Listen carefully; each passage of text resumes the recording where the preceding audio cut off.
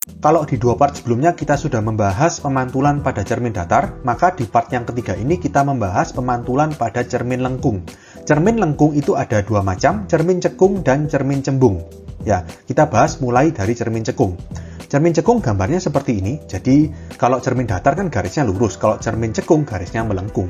Ya, melengkung terus di sini bagian belakang atau yang diarsir itu kan belakang ya, itu berada pada di luar kelengkungan itu. Jadi kalau misalkan kalian teruskan ini membentuk lingkaran, maka di luarnya lingkaran atau daerah di luarnya kelengkungan itu merupakan bagian belakang cermin, dan daerah yang di dalamnya kelengkungan itu merupakan daerah atau bagian depan dari cermin. Itu cermin cekung. Kalau nanti cermin cembung ya sebaliknya. Oke, berikutnya kita ke bagian-bagian dari cermin cekung. Yang pertama adalah M. M itu adalah titik pusat kelengkungan cermin. M itu di sini. Nah, titik pusat itu maksudnya gini. Seandainya cermin ini kita teruskan, kita perpanjang membentuk suatu lingkaran. Nah, membentuk suatu lingkaran, maka M ini adalah titik pusat dari lingkaran tersebut.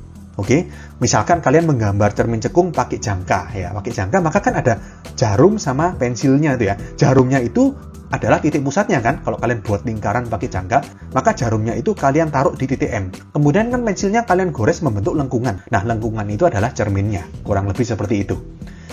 Bagian yang kedua adalah F. F besar itu titik fokus atau titik api dari cermin. Nah, F itu letaknya antara M sama cermin. Pas di antaranya M sama cermin. Misalkan, jarak dari M ke cermin itu 10 cm.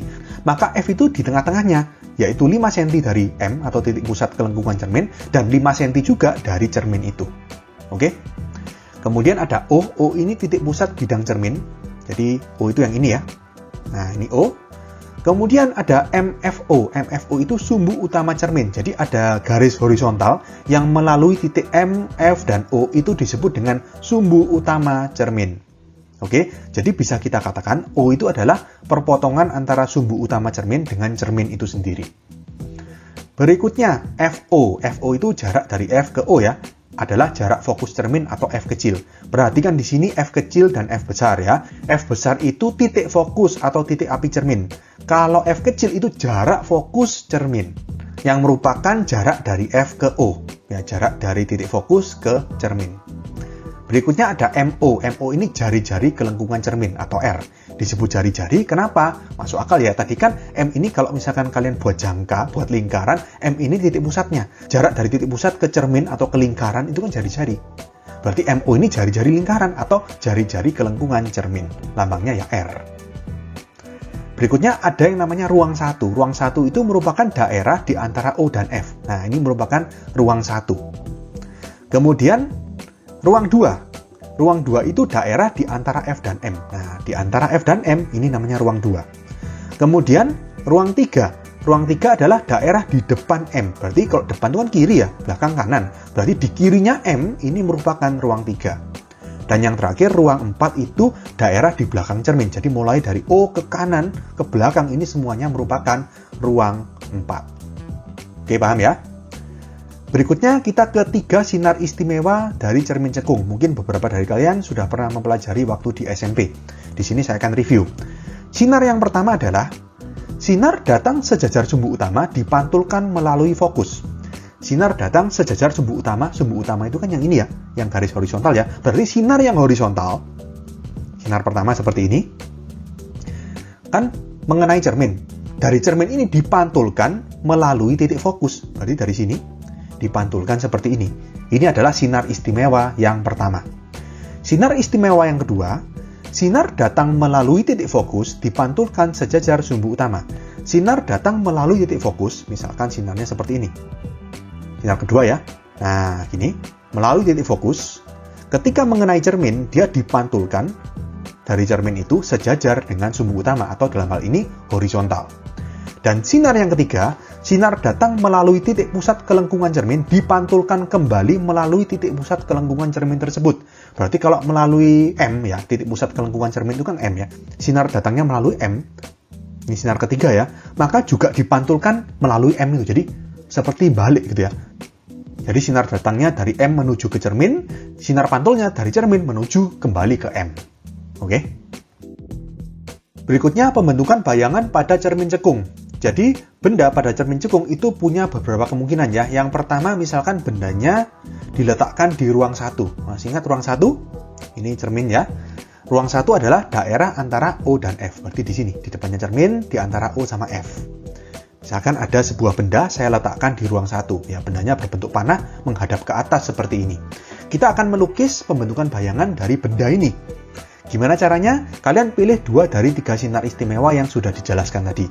Biasanya sih saya milihnya itu 1 dan 2, karena itu yang paling gampang. Kalau misalkan ada yang nggak bisa terpaksa, baru kita pakai sinar istimewa yang ketiga. Oke, kita mulai dari sinar istimewa yang pertama. Masih ingat tadi? Sinar datang sejajar sumbu utama dipantulkan melalui fokus. Tapi di sini nggak sembarangan asal sejajar sumbu utama ya. Kita harus lihat dulu, setiap sinar datang itu harus melalui ujung dari benda. Perhatikan ya, seluruh sinar datang harus melalui ujungnya benda. Berarti kita harus menggambar sinar sejajar sumbu utama, atau sinar yang arahnya horizontal, dan harus melalui ujung dari benda ini, ujung panahnya ini. Perhatikan seperti ini gambarnya, sinar pertama. Nah, oke?